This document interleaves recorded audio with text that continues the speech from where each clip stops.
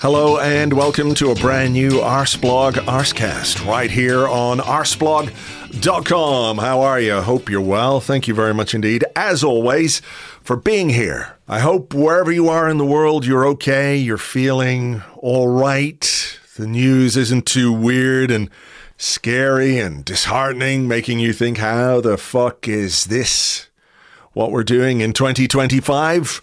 I wish I had the answers. I don't, unfortunately. But all we can do is just try and look after each other the best way that we can. Day-to-day life and even on a podcast. How am I going to look after you today, you might ask? Well, for those of you in the UK and Northern Ireland, I'm going to give you a chance to win some beer, some free beer. What more could you ask for? Unfortunately, because of the restrictions on posting and all that kind of stuff, like sending stuff, shipping stuff, I cannot offer the beer to everyone else in the world, which is a shame, but it is what it is. But I wouldn't just leave the rest of you without anything. That wouldn't be fair. That wouldn't be right. So for the people in the UK and Northern Ireland, stay tuned. You'll find out how you could possibly win some beer a bit later on. And for the people in the rest of the world, what we will have to offer is a voucher for the Arsenal.com store, and you can spend that voucher on anything you like. It could be a shirt, it could be some socks, it could be a hat, it could be a down payment on an Arsenal-themed underground bunker. I'm pretty sure they're going to be selling those soon enough. But no, we will give you a chance to win stuff a bit later on. So please stick around to find out the details of that. Today, though, we're going to be talking about stuff, Arsenal stuff. Liverpool dropped some points in the Premier League on Wednesday night. That's good, but it's up to us to take advantage. We've got to make sure that we don't let this opportunity pass us by, although it is a bit more complicated, a bit more challenging because of the injuries we have up front. Can Mikel Merino do it again on Saturday? We'll wait and see. Time will tell. But the title challenge, it's not over. It's not over. We've got to do what we've got to do. But if Liverpool drop a couple of points and we can close that gap, who knows? There's more going on as well. We'll talk about financials. We'll talk about Tomyasu. We'll talk about our potential Champions League draw, which could see us go up against a former Arsenal player. Not one of the most popular former Arsenal players, but he could well be in charge of one of the clubs that we're going to face in the Champions League. The draw is tomorrow, Friday. We'll find out then. But anyway, with me to talk about all that stuff is Tim Stillman. Hello, Tim. Hello there. Let's start with last night, and Liverpool dropped points. Well, actually, they extended their lead at the top of the Premier League with a 2-2 draw against Aston Villa. But obviously, it gives Arsenal a chance to cut the deficit, if you like, when we play West Ham on Saturday. How open is the door? Do you feel like the door is open? Is it sort of just slightly ajar? Have we got our toe in there? It's obviously dependent on what we do, but, you know, I saw a lot of people frustrated last night. Villa had a chance to win it. They didn't take the chance.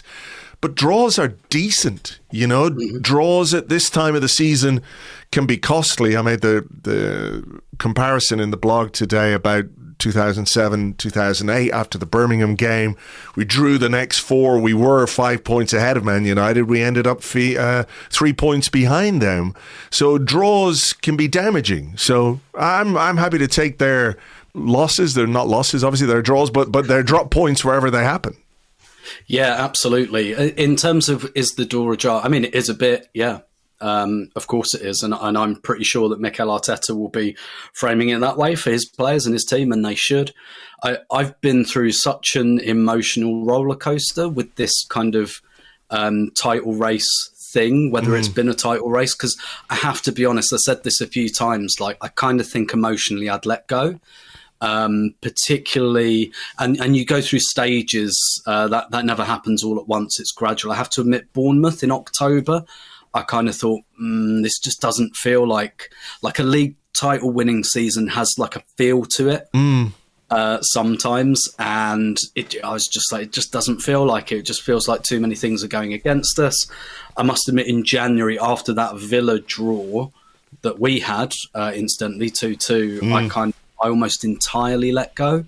at that point, and with the injuries, I was just like, this isn't going to happen. But then, you look at this little bit of the fixture schedule and you kind of think the gap has to come down now. And so the door is a little bit ajar. And I have to say, emotionally, I'm in the best place I've been with this all season, because I just think the odds have been continuously and are now stacked against us to such a ridiculous degree that I don't feel any pressure anymore. Like earlier in the season, there was this expectation that we were going to go and maybe it was our season to go and win it. And then that kind of evaporated and you get the disappointment of that not happening. I still think on balance, it probably won't happen. But I have to say at the moment, I'm kind of enjoying it, because now it's come to a stage where even the most one-eyed kind of, should we say, Northwest football correspondent can't deny that, like, the pressure is not on Arsenal anymore. Like, if we win the league with this level of injuries, like, that is absurd. I almost think it's unprecedented. I can't remember a team winning the league with injuries like this.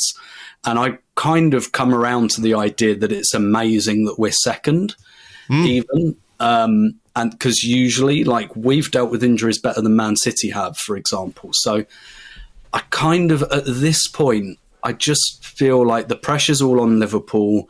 I'm enjoying, like, the manager digging out Nunez. I'm enjoying seeing some of their fans get a bit jittery about it. And I'm kind of in a place of, it's probably not going to happen.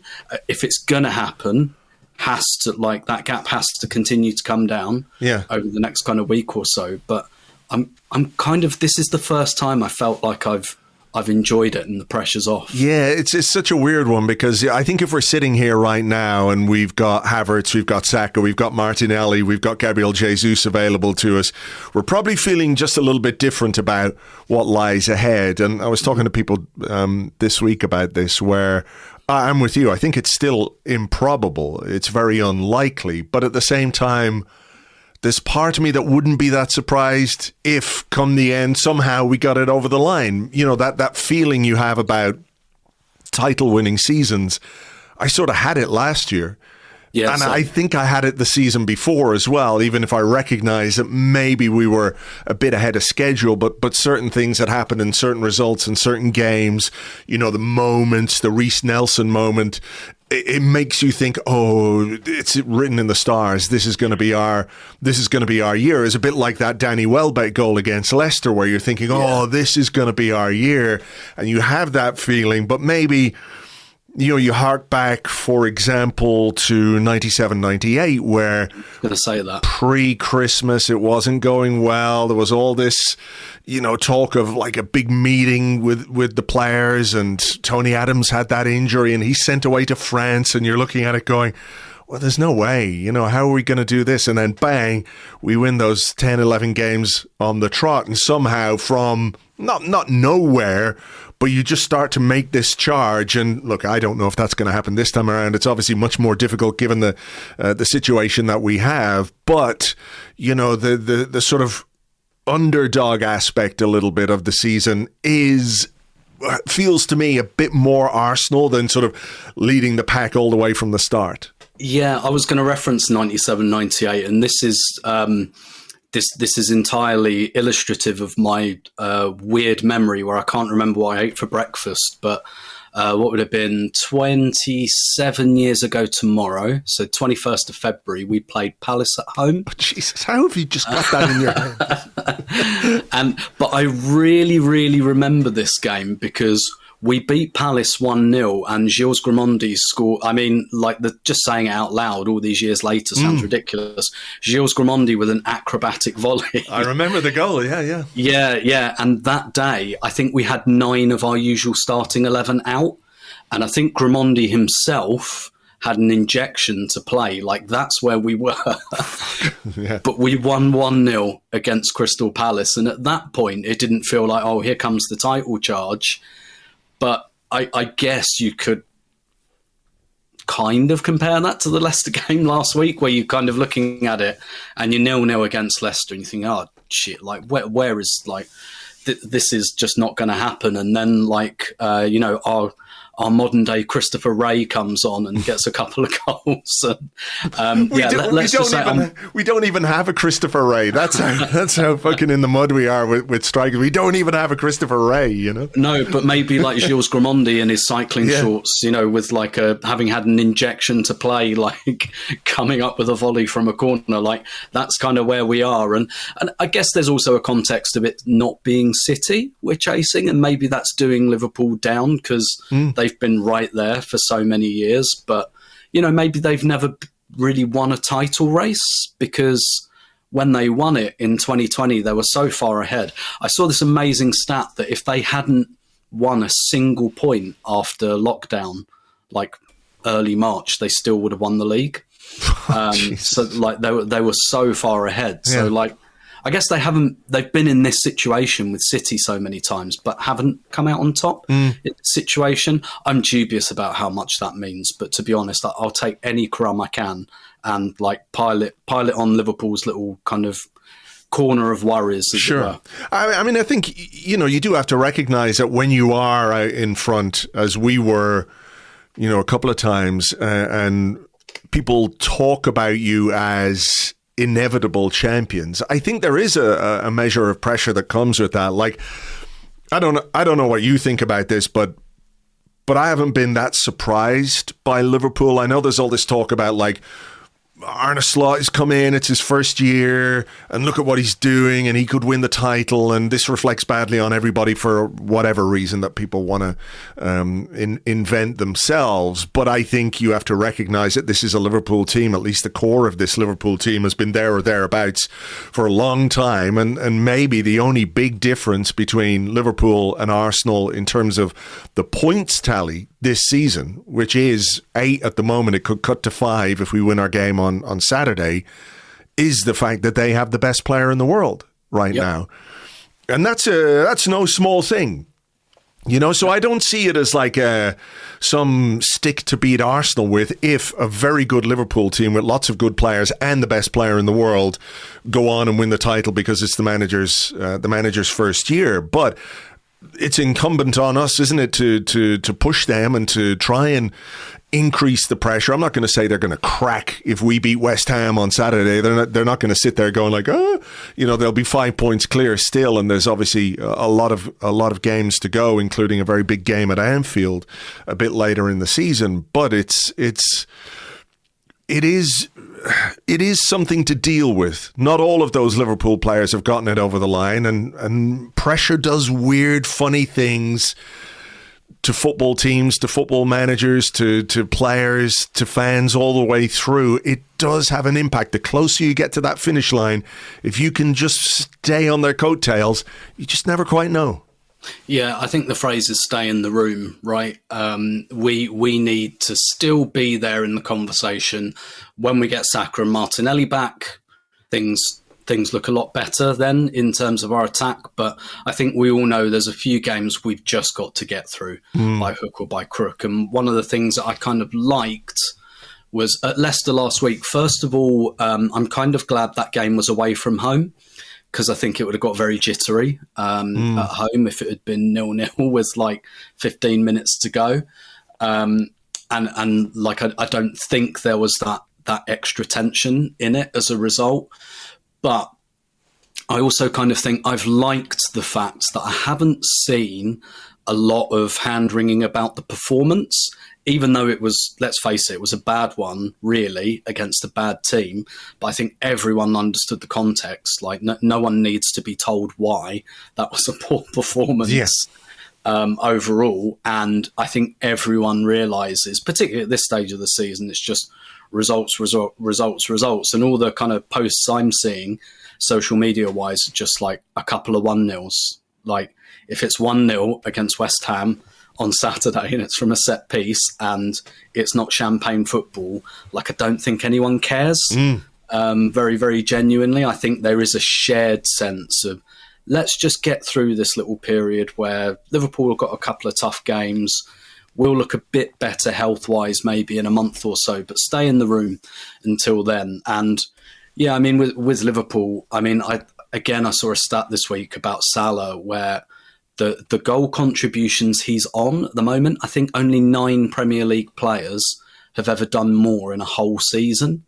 So, like, he is genuinely on course for the greatest individual Premier League season ever. Yeah. But as well as pressure, injuries can still happen. And if Mo Salah, for example, were to get an injury, like, that changes things a little bit as well. If we're kind of still in the room, as it were, if it's like 4 or 5 points and we get Saka back and they lose Salah, you know, then it's all back on the line. And what Arsenal have got to do at this stage, I think, is just have no regrets about the season. If Liverpool pick up all the points they should, fair enough. But like, let's not have a situation where they stumble over the line. Let's make them go and win it, I'd say. Yeah. I mean, you mentioned champagne football. I don't think we're going to see a lot of that in the next few weeks. No. It's sort of like getting a bottle of Blue Nun and putting it in the soda stream. But once we get the wins and once we get the points, you know, that's the only thing that matters. Blue Nun still gets you drunk. It still has the same impact as champagne. So there you go. It just tastes like shit, though. That's that's the only thing. Anyway, we'll talk a bit more over on Patreon tomorrow about the West Ham game and what way Mikel Arteta might set up his team. He's got some decisions to make, but we'll hear from the manager tomorrow in his press conference and then talk about it over on Patreon. I'll give you details of that a bit later on. I want to ask you about Takehiro Tomiyasu. He's a player in the news this week. He's had surgery. The club have put a time frame on his recovery, which is the end of this year, which I think after everything that's happened tells you that this is a pretty serious situation for Tomyasu. You know, it's not like he's done his ACL, it's 9 months, we can fix it, he can come back, maybe he's the same, maybe he's not quite the same. He had a surgery at the start of the season, he came back, picked up an injury again. They've obviously tried to give him every chance to avoid having surgery again. I think that is a question I've seen people ask, is like, well, if he got injured, why didn't they just do an operation straight away? And I think, you know, without knowing the ins and outs of it, the full details, my sense is that they were trying as much as possible to avoid another surgery. And I think if a guy has an operation in February and they're telling you that the end of this year is when he might make a comeback, all things going well, this is a pretty serious situation and quite a worrying situation for him and you know, for Arsenal. But for his own career, I think, you know, you've got to think about what kind of an impact this injury is having on him mentally, physically, and you know, where he's going to be going forward, because he could come back in December. He's got 6 months left on his Arsenal deal. He might get in the team. He might not get in the team. We might be in a different place at that point. And all of a sudden, you know, you're looking at a complete change. And that's assuming everything goes well. Yeah, absolutely. And one of the reasons they'll have wanted to delay surgery is because they know surgery is probably going to have an impact. You know, hopefully it will fix his knee, but they probably know that it's not going to be sunshine and rainbows on the other side of that. You know, for example, I've got like issues with my hips, for example, but all of the medical advice I have is don't have surgery on your hips because, you know, it's probably more pain than it's worth. Like, put up with it. And it's probably similar here. The reality for Tomiyasu's career is that he's playing for his next contract and what that might be, because it's almost certainly not going to be at Arsenal. So for him, it's almost a little bit like Mo Elneny, where we kind of ended up extending his contract a year, and it's very much a case of like, a new contract at Arsenal is not going to happen. I think essentially he's already replaced in the back line. When you look at the fact we've got Timber and White, and we've got Lewis Skelly and any number of other left backs, but long-term Calafiori, Tina and Zinchenko will go, Kivy will probably go, but I kind of think that replacement already happened, to be honest. So for him, it's very much a case of getting back, because like, what kind of move are you going to get? Anyone that takes him on at this stage, even on a free contract, it's probably going to be a year somewhere, or a 1+1 or something like that. So really he's playing to rebuild his career. And I really hope he can do that. It would be really nice if we had like a bit of a remontada maybe this time next year. Hopefully not, because we're completely beset with injuries again. We've got like a Kieran Tierney situation where it's like, well, we might need Tomyasu up front. Incidentally, I think he'd probably be quite good up front, to be honest. He'd be good anywhere, I think, Yeah, but hopefully it won't come to that. But it'd be nice if you got like a moment or something in that last few months, something perhaps we didn't see with like players like Cazorla, for example. I still feel a bit sore that it ended the way it did with him, and I'm not necessarily equating Tomiyasu and Cazorla, but it's just a shame, basically, because he's such a good player. He'd have been such a good squad player. It's easy to forget as well, he finished last season as the left back. Yeah, I was looking today, and I was saying, how many appearances did he make? But he was there and thereabouts at the final part of last season. And then whatever happened over the summer, he picked up that injury. I don't think he was on the pre-season tour. No, that was when it kind of started. Yeah. He scored, didn't he, on the last game of last season at home to Everton? Yeah. And that was the first time that we really got, when he wasn't on the pre-season tour, and it was all a bit quiet. And yeah, clearly this is an issue that's been going on a while, and it feels a bit Gabriel Jesus as well, where they do the second knee surgery and they probably don't really want to. And look, unfortunately, we've seen what's happened with Jesus, both in sickness and in health, as it were. So I just really hope at this stage, I think the squad has sadly moved past Tomyasu, so I think Arsenal will be all right. And really, I think my full focus is on him being able to rebuild his career, because as well as being a really good player, he just seems like a really solid professional and a very decent guy as well. Exactly. I mean, you mentioned El Neni. The thing about Tomiyasu is he's only just turned 26 in November. El Neni was sort of in the September, October of his career when he picked up that injury. And, I know football fans, it's not exclusive to Arsenal fans in any way. They get frustrated with players who aren't available, players who are injured all the time, and players who can't give the club what we want from them or what we expect from them. But I do wonder, do we need to think about how we sort of have these conversations about players? I think if a guy is out and he's partying and he's not looking after himself and he's not training well and he gets injured, he's not available all the time. I think if you're Neymar in Saudi Arabia, I'd have some problems. Well, exactly. Or if you're Neymar at PSG, where you go home every year for Carnival or your sister's birthday or whatever it was. Oh, look, I've got to, I think there's every justification for fans to say, be really critical of a player. But when a player is professional, when it's not their fault, knees, as we know, are tricky bastards at the best of times. It's hard, to get to the bottom of some things. That language about, a player being surplus to requirements. I think you can have the discussion about, like, how do you deal with a player who's injured all the time? But this idea that, well, just fuck him off, get him out of here, fuck his wages, all that kind of stuff. I think we've all been guilty of it probably in the past, but maybe it's something we need to think about a little more. I really think it is. Yeah, I really think it is. I really think that there's, a risk of like dehumanizing these players and everything. And again, like, don't get me wrong, he'll be fine. He's probably made for life and all of that. But that's not why he started playing football when he was a kid. That's not the reason anyone starts playing. Some people probably graduate to feeling that way. I don't think he's one of them.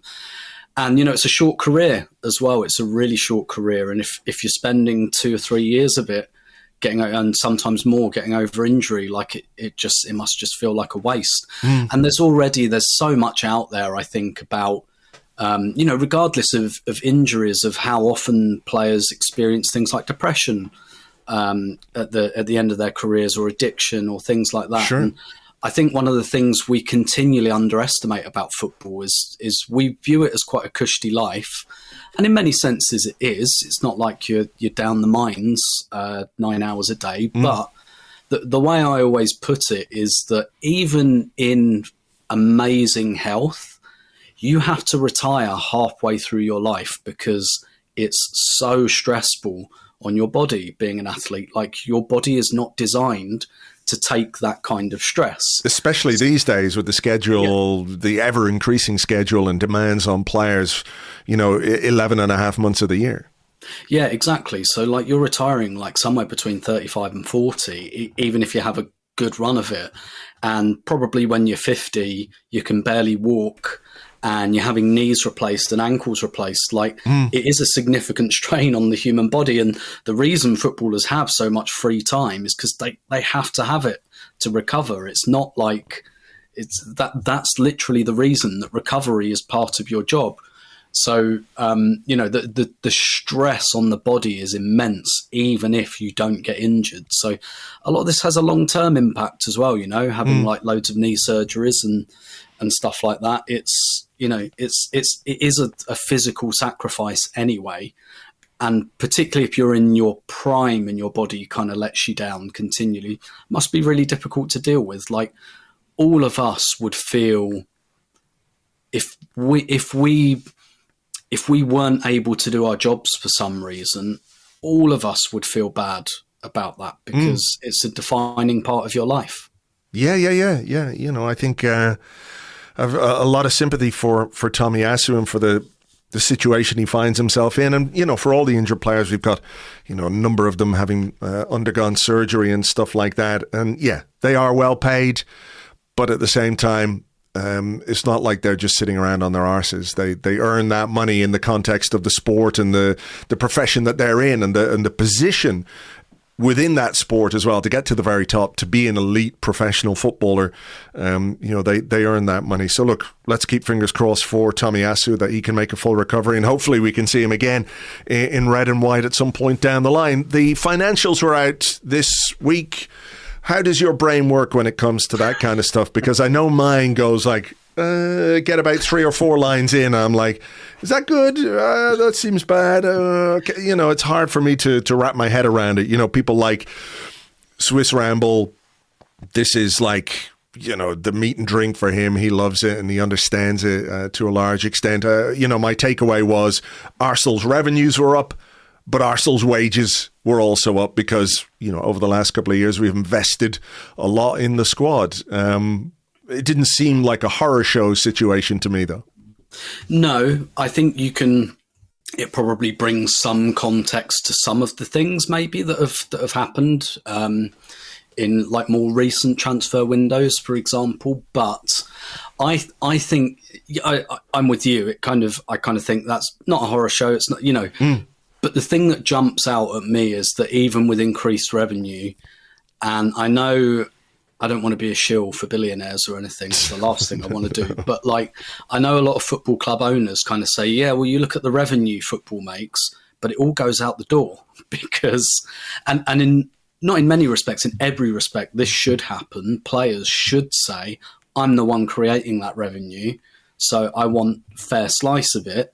And ultimately, football clubs shouldn't really make a profit because all of the money should go back into investing in the team. But I do think overall there are a few reckonings coming. Obviously, we've got all this ATP stuff, APT, Associated Party Transactions stuff coming in, or at least not coming in, actually, because it's been declared unlawful. So that's the end of that. That effectively kills that. And actually, there are ways Arsenal could still use that to their advantage if they wanted to, but our competitors can use it to their advantage even more. But and then there's kind of PSR as well. And I know at the moment it's going to stay the same, but I think there will be a relaxing of that probably in the next kind of year or so. But the reckoning for me is player salaries, because essentially all of the money that these big clubs are earning is going straight back out the door, and salaries are going up. And Arsenal are in a situation where, hopefully, they should be able to, not to hark back to the dehumanisation conversation again, but they should be able to trim the salary bill in some areas. But we got a lot of big ticket players who are going to need contract renewals. So like the salary bill is only going to go one way. And I do wonder at what point we get to the stage where player salaries flatline, because and actually PSR is a tool now clubs can really use to say, well, we can't raise the offer any more than that. Otherwise, do you want to play for a team that's deducted 5 points next season kind of thing? So that's where like salary inflation is still so big. And I do wonder if there will be, or if there can be, a reprioritization of that, a flatlining of that, or at least maybe some separation in the salary bill. Because I think what happens is, for a player like Bukayo Saka, for example, Arsenal probably should just be like, really, whatever you ask for, we kind of have to give you. But then that middle core of player who goes, well, he's on this, so I want to be close to that. Whether there's a way clubs can just be like, do you know what? No, because you don't push the needle enough, and actually you're not worth that. So he is worth twice what you are, kind of thing. So I'm really fascinated to see what happens with player salaries, because that is such an enormous cost. It continues to be a real inflationary cost. And I think we're going to have another situation where Arsenal are probably going to raise ticket prices again. I was going to say that, yeah. I mean, the obvious way of, I mean, you get your revenue and Champions League revenue and TV revenue and all those things are great as long as you maintain those. But if you have to keep pushing, there's only one place that money comes from, not just at Arsenal, you know? Yeah, exactly. And it's going to happen. Like Man United are probably going to have to do it. And like, if you're a Man United fan, you're thinking 15th, we're rubbish. Like, why am I paying more? But, and so I think there has to be a bit, because a few years ago, the thinking was that ticket prices had really reached their ceiling, that they couldn't push that anymore. And yet here we are, and these clubs are getting so much revenue, but they're having to push, and a lot of it is because of player salaries and transfer fee inflation. And I'm really curious to see how all of that levels out. And you know, maybe one of the answers is the academy. Like, the academy has to become more important than ever. I'm thinking of the meme now of the guy who's clearly addicted to crack and kind of walking up and, have you got any more of that crack? It's a bit like, maybe we have to go to Hale End and go, have you got another Saka or Nwaneri for us? Type thing. But like, the academy, both in making money in sales, but also like bringing in essentially free players, and investing in your academy doesn't go towards PSR or those kind of regulations. Sure. So I'm really fascinated to see how all of that shakes out in the next 5 years or so. Yeah, that will be very interesting, actually. And the idea that you could fill more spots from your academy is obviously, it should be a priority, I think, for Arsenal and for every team. If you are having to continually increase salaries, I'm fascinated to see what happens this summer, because we've got this situation, I think, with Saka with 2 years left, Saliba with 2 years left, and everyone's like, well, you've got to do it now, give them the extra contracts. And how much of what we can do in the summer in terms of convincing those players, now is the time to sign a new deal, because they could easily just say, well, wait till next year, with a year left, where there's that bit of jeopardy on our part, where we have a stronger hand to negotiate. But maybe Arsenal, depending on what we do in the transfer market this summer, if you bring in top players, it becomes a little bit easier to convince a Saka, a Saliba, a Gabriel, whoever else, this is the place you need to be, because, you know, we're serious about competing. We're serious about winning trophies. Look, we've gone out and bought a couple of forward players instead of, you know, a load of goalkeepers and left backs. This is how serious we are about winning things now. Put pen to paper. On a full-time contract. What more do you want? Exactly. Like, you know, I mean, I think there is something there. There is a connection between, you know, what we're going to have to spend on wages to tie those players down, and also what we spend in the summer to bring players in. And those two things, you know, they run parallel to each other at least. Yeah, and what we can bring in sales, that becomes more and more important. And we got a bit better at that last summer with some players. Maybe like now, Reece Nelson's up for sale. Unfortunately, his loan spell has been hit by injury as well, so he hasn't been able to add a lot of value at Fulham. But yeah, like what you sell. But, you know, also, I mean, in one respect for Arsenal, we're in a good position, because I don't think we need a lot anymore. Like, especially if we tie those players down, it's like a couple of forwards. and, Partey and Jorginho are going to go. Midfielder, it looks like that's kind of very much close to happening as well. So they shouldn't need a lot. But then you've got this extra context of, well, actually, we've now got extra games and we've got 3 guys whose hamstrings have torn off the bone. And we're not the only team kind of struggling with that as well. Liverpool do seem to be the only team in Europe who've been untouched by injuries, maybe because their best player is Egyptian and didn't go to the Euros, for example. But there isn't a summer tournament this year. But, there is this whole thing about squads need to get bigger. And that's why I think PSR will be relaxed, because I think most clubs will be like, we need a couple of extra players to deal with this. And therefore, we need to be able to lose more money to be able to do that. So it's all very weird. It doesn't feel that healthy, I must admit. But at the end of the day, if it's going to the Labour, kind of fair enough. But yeah, it's ultimately to convince these players. What will they ask? Ambition. And what's a synonym for ambition in football? It's spending money. Yeah, exactly. I mean, that idea that the football bubble is eventually going to burst. Maybe it will at some point, but we're still well and truly in that with regards to salaries in particular.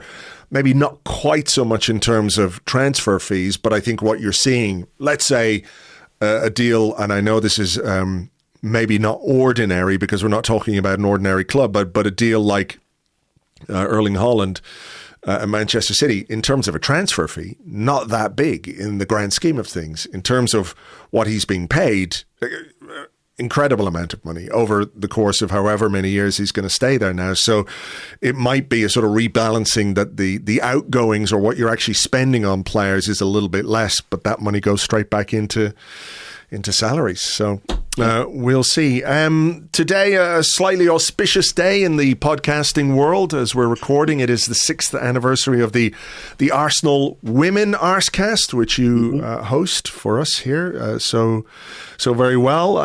Congratulations on that. And, it's been a bit of a journey. I was thinking the first episode was with Leah Williamson. The 100th episode was with Leah Williamson. Yeah. And a lot has happened in the 6 years in terms of the women's game and the growth of the women's game and interest in the women's game. And, we saw at the weekend 57,000 people at the Emirates for a North London derby in which Arsenal absolutely thrashed Tottenham. Trashed and thrashed, I think, both of those. 5-0 genuinely could have been more. What are your reflections on the sort of 6 years of podcasting and also how things have developed over that period? Yeah, absolutely crazy. If you'd have told me episode 1 that, be covering North London derbies with 56,000 people, and I don't even think I've mentioned that anywhere. I don't think I mentioned it in any content or anything like that. Don't think I posted about it because it just feels kind of normal now, and that is absolutely extraordinary. I genuinely don't think I ever thought I'd live to see that day.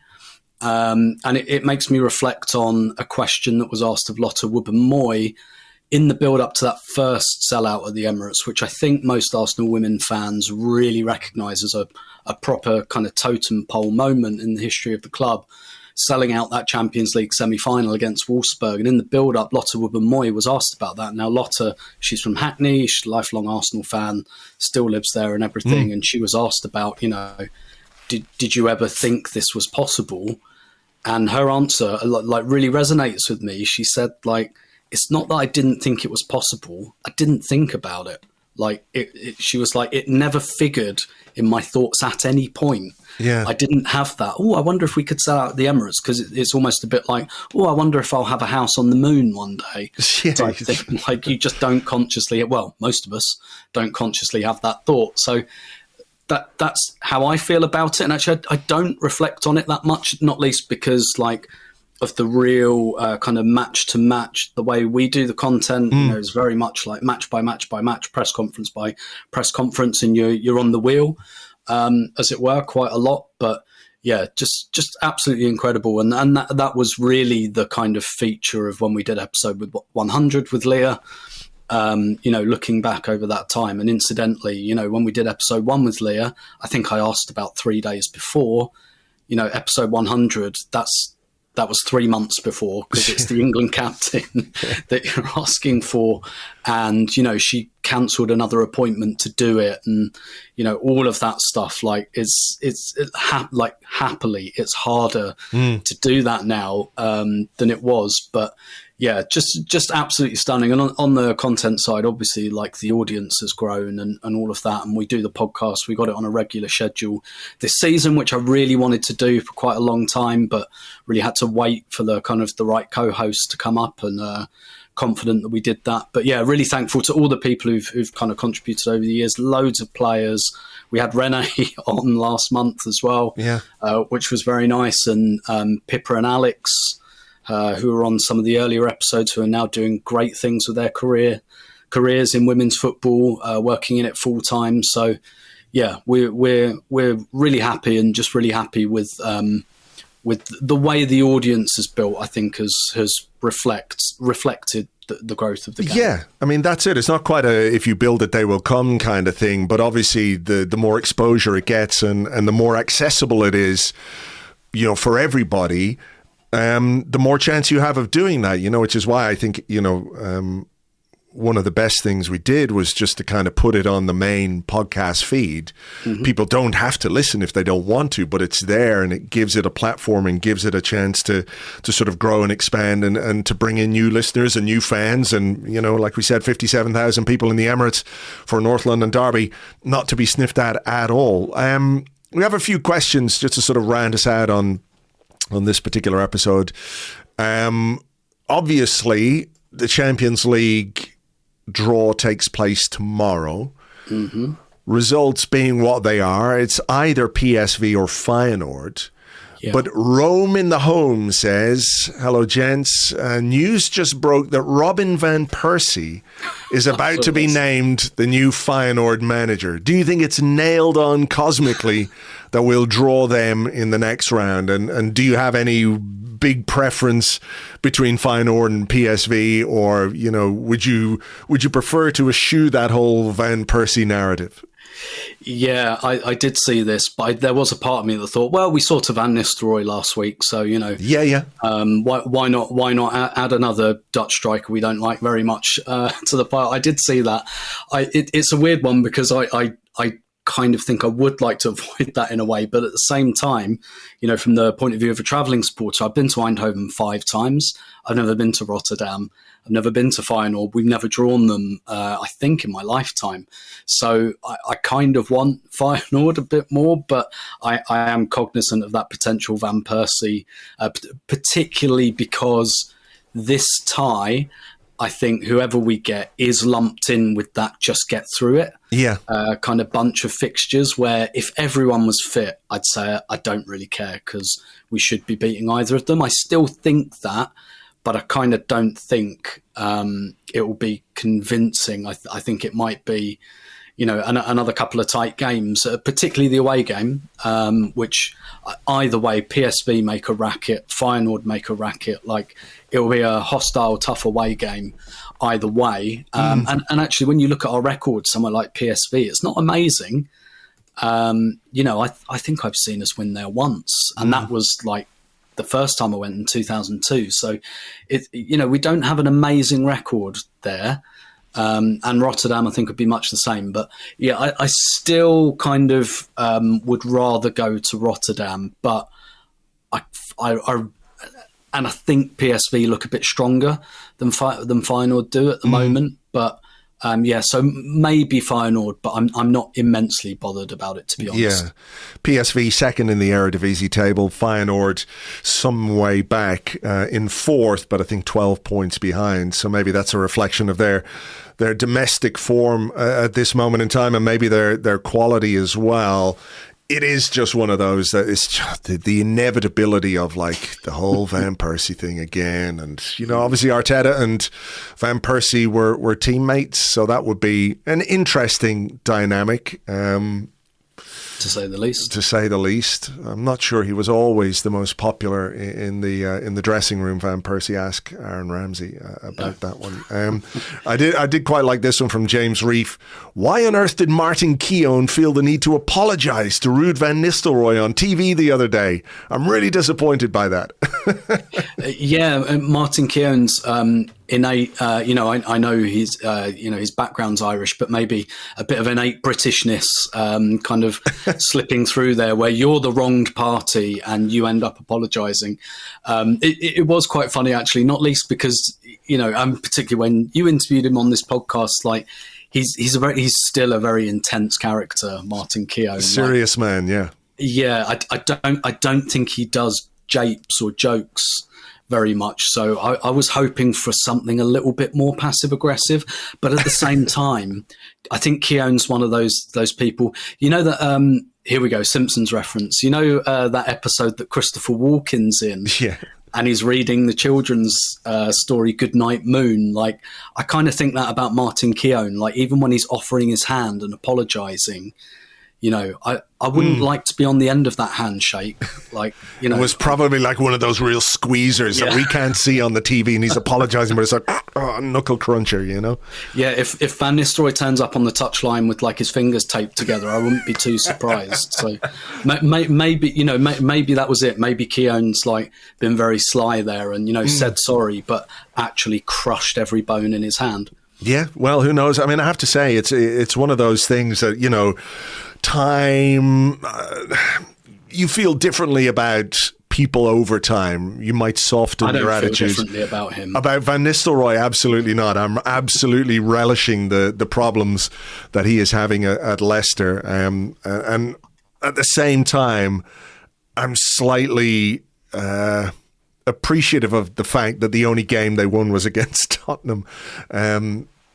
The universe can be a good thing. What about this one from Tristan, who says, is Raheem Sterling a cautionary tale of not overplaying Ethan Nwaneri too early? Sterling is younger than Trossard by 4 days, which is a lot, but yet seems so far from his peak at only 30. How do you manage Nwaneri's minutes without him feeling that he's being held back? And these conversations that have been going on now when he has this impact in Saka's position and everybody's like, well, is this the end for Saka? Or what do we do with Nwaneri? How do we get them both in the same team? All perfectly understandable, legitimate questions, of course. But, there is that aspect of trying to protect a 17-year-old, in the very early stages of his career. And I think to some extent we've seen Mikel Arteta do that by, I'm not going to say refuse to play him at a time that there was a lot of clamour, particularly around the time of the Odegaard injury, where everyone went, just play Nwaneri, problem solved. He wasn't really willing to do that. And I think, for me, based on what we've seen from him on the pitch, the only rationale or explanation I could come up with was that they were protecting him physically, not because he wasn't ready in terms of talent or ability or mentality. It had to be all about the physical aspects of introducing him at that age. Yeah, I think it's a bit of that. And actually, in hindsight, that's probably a better decision as well, because we really have to play him now. I do also think that maybe he's possibly more suited to Saka's position than Odegaard's, because I think that's a position where you can have 5 quiet minutes. Odegaard's position, like the level of scrutiny for Odegaard, if he is not involved in every single second of every single game, we start asking questions.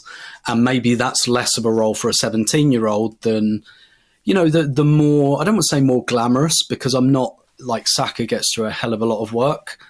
And he's really, really good at pretty much everything, but it's a bit more of an end producty role.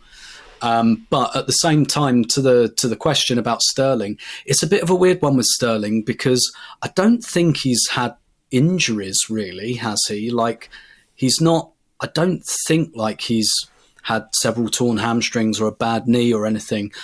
But there's clearly what the question is getting at that I agree with, is there is a physical component.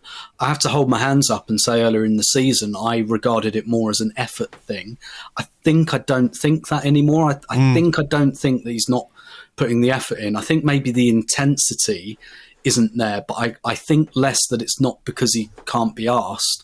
I think what made Sterling such a force was that burst, that acceleration, almost Freddie Ljungberg, like both on and off the ball, like because his feet are lightning. Even when he's dribbling the ball, his feet go so quickly, or at least they used to. Yeah. And I think what really was his superpower was that ability over a few yards to just burst away from someone with and without the ball. And I do think he's lost that. And with it's almost a bit like, Walcott retired when he was 33 or something. Like he retired quite early. And I think that's kind of just because he lost his superpower. And I kind of think that's the same with Sterling, because he's not a calamitous footballer on the ball. Like, it's not like he gets the ball and he boots it out for a goal kick because he can't pass it or because he can't control it.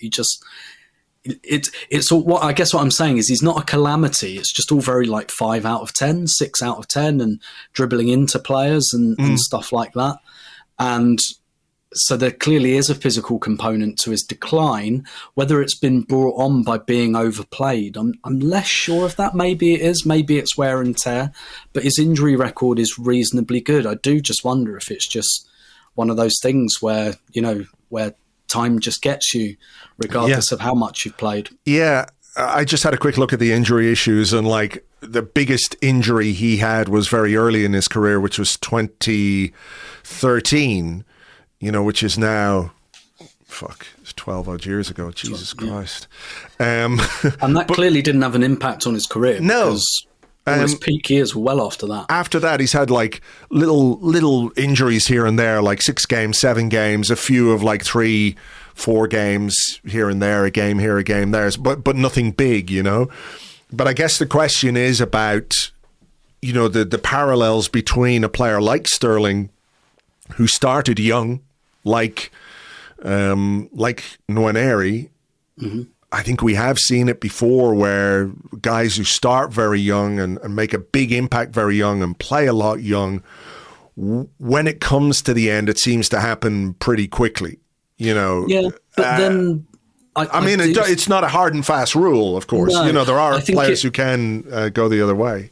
It's about, I think a lot of it's about what your strengths are and what your position is. Because I look at James Milner and Gareth Barry, they started young and they went off for ages. Gary Speed as well, actually. Yeah.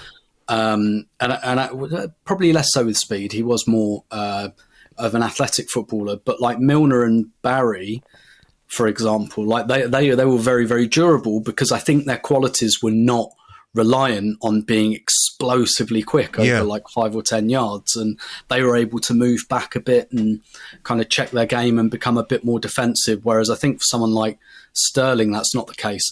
I guess the thing for Nwaneri, he does have a burst, but I don't think that's the defining feature of his game. I think it's his control, his positivity. Obviously he's he's 17. I mean, again, if I was behind the bar of a pub and he came in and asked for a pint, I don't think I'd be IDing him. He doesn't look 17 to me. That's impressive facial hair for a 17-year-old as well. I certainly couldn't grow a beard like that at that age. So, there's clearly a physical component to his gifts, but I don't think it's the defining thing about him. Let's do this one to finish us off. And I'm not necessarily looking for the answer to this question, but I just think it's an interesting discussion because, part of what we've experienced this season, people will put down to a lack of rotation or maybe over-reliance on certain players or overburdening certain players.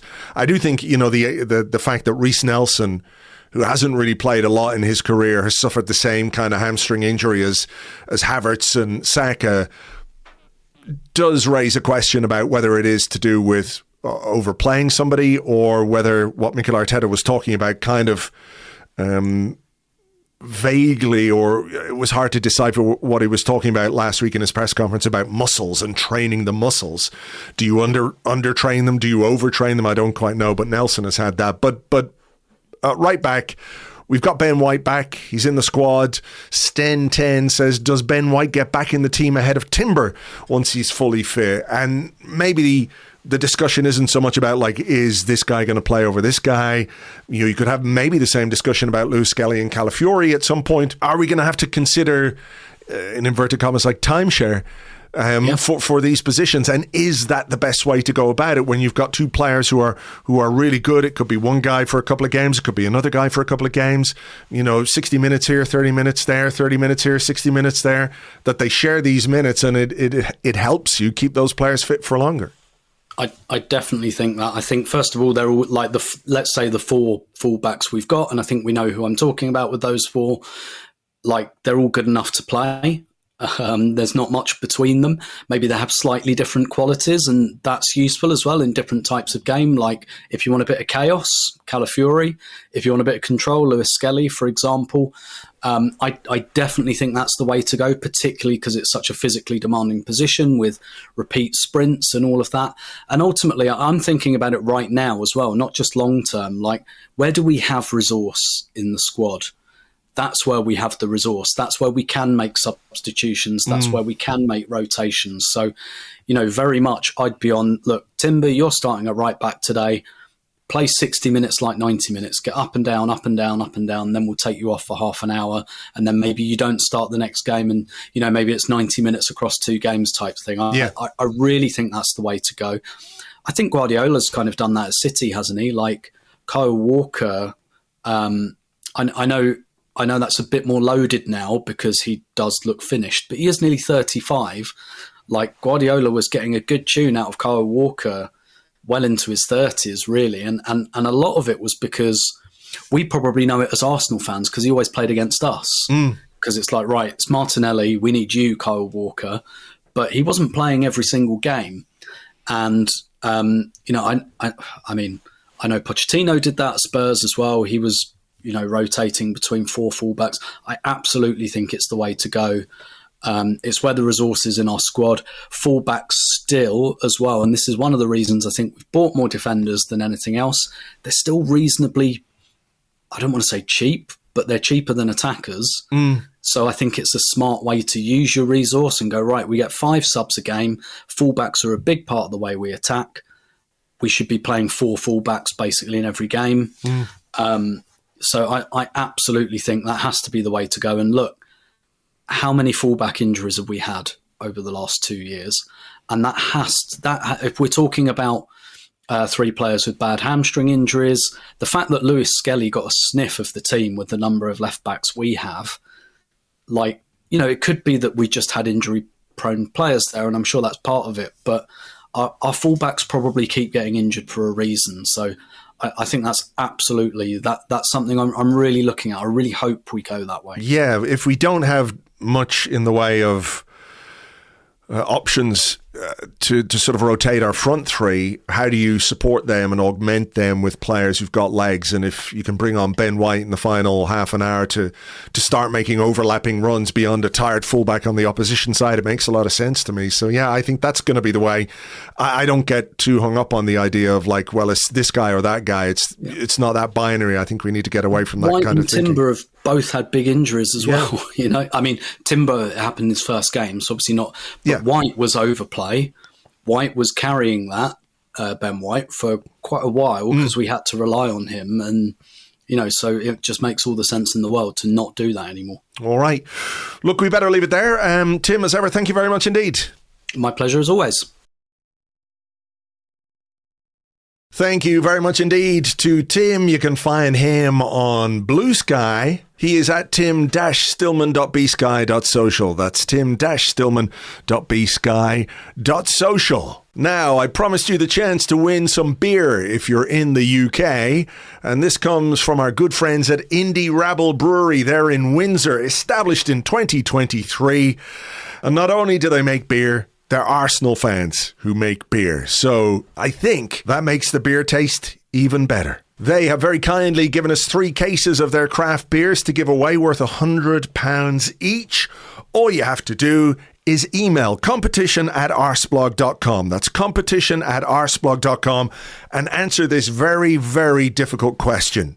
Is beer delicious? Send your answer, please, as I said, to competition@arseblog.com. If you'd like to take a look at the website, you'll find a link in the show notes. There's also an offer code. If you use Arseblog20 at checkout, you will get 20% off anything on the website. So use the code Arseblog20 at checkout, and fair play, 10% of all the sales from this little promotion that use that checkout code will go to the Arsenal Foundation, which, as we know, is a very, very worthy cause. So link in the show notes for Indie Rabble Brewery, and get your competition entries in. I will give you the winners on next week's show. Now, for the rest of you, wherever you might be in the world, this is open to everybody.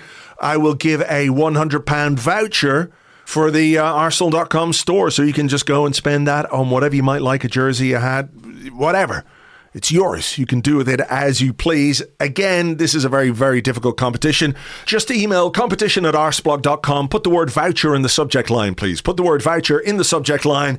And in the body of the email, just let me know what part of the world you're from. So somebody who's definitely not in the UK wins this prize. And that's it. You don't even have to answer a question. If you want to say something nice, say something nice.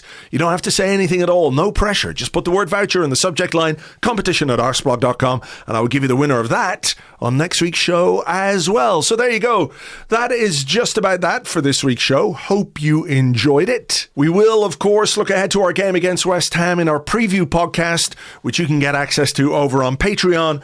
If you're not already a member, you can sign up at patreon.com/Arseblog.